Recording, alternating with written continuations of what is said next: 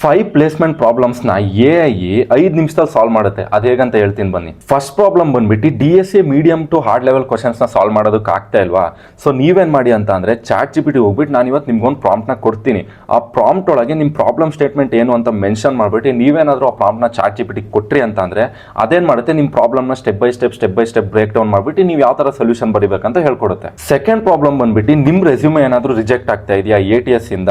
So ನೀವೇನು ಮಾಡಿ ಅಂತ ಅಂದರೆ ನಾನಿವತ್ತು ಕೊಡೋ ಈ ಪ್ರಾಂಪ್ಟ್ ಅಲ್ಲಿ ನಿಮ್ಮ ಜಾಬ್ ರೋಲ್ ಏನು ಅಂತ ಮೆನ್ಷನ್ ಮಾಡಿಬಿಟ್ಟು ನೀವೇನಾದರೂ ಜೆಮಿನೈ ಅನ್ನೋದು ಕೇಳಿದಿರಲ್ವಾ, ಗೂಗಲ್ ಅವ್ರದ್ದು AI ಟೂಲ್ ಇದೆಯಲ್ಲ, ಜೆಮಿನೈಗೆ ಹೋಗ್ಬಿಟ್ಟು ಆ ಪ್ರಾಂಪ್ಟ್ನ ಹಾಕಿದ್ರಿ ಅಂತ ಅಂದರೆ ಅದೇನು ಮಾಡುತ್ತೆ, ಸ್ಟೆಪ್ ಬೈ ಸ್ಟೆಪ್ ನೀವು ರೆಸ್ಯೂಮೆನ ಹೇಗೆ ಪ್ರಿಪೇರ್ ಮಾಡಬೇಕು, ಅದು ATS ಫ್ರೆಂಡ್ಲಿ ರೆಸ್ಯೂಮೆನ ಹೇಗೆ ಪ್ರಿಪೇರ್ ಮಾಡಬೇಕಂತ ಕೊಡುತ್ತೆ. ಆ್ಯಂಡ್ ಮೂರನೇ ಪ್ರಾಬ್ಲಮ್ ಬಂದ್ಬಿಟ್ಟು ನೀವು ಬರ್ದಿರೋ ಕೋಡಲ್ಲಿ ಎರರ್ನ ಫೈಂಡ್ ಮಾಡೋದಕ್ಕೆ ಕಷ್ಟಪಡ್ತಾ ಇದ್ದೀರಾ.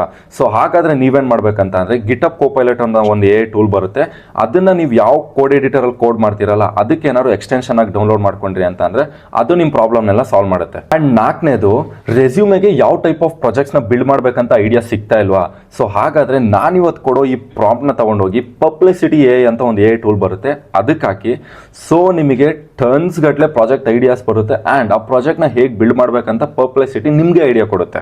ಆ್ಯಂಡ್ ನಾನು ಇವಾಗ ನಿಮಗೆ ಯಾವುದಾದ್ರು ಪ್ರಾಂಪ್ಟ್ ಹೇಳಿದ್ನಲ್ಲ, ಆ ಪ್ರಾಂಪ್ಟಿನ ಲಿಸ್ಟು ನಾನು ನನ್ನ ಟೆಲಿಗ್ರಾಮ್ ಚಾನಲಲ್ಲಿ ಹಾಕಿರ್ತೀನಿ, ಲಿಂಕು ಬಯೋದಲ್ಲಿರುತ್ತೆ, ಹೋಗ್ಬಿಟ್ಟು ಆಕ್ಸೆಸ್ ಮಾಡಿ. ಆ್ಯಂಡ್ ನೀವೇನಾದರೂ ನಿಮ್ಮ ಕೆರಿಯರ್ನ with help of AI build ಮಾಡ್ಕೋಬೇಕಂತ ಇದ್ರೆ ನಮ್ಮ AI ಫಾರ್ ಕೆರಿಯರ್ ಚಾನಲ್ ಪೇಜ್ನ ಫಾಲೋ ಮಾಡ್ಕೊಳ್ಳಿ.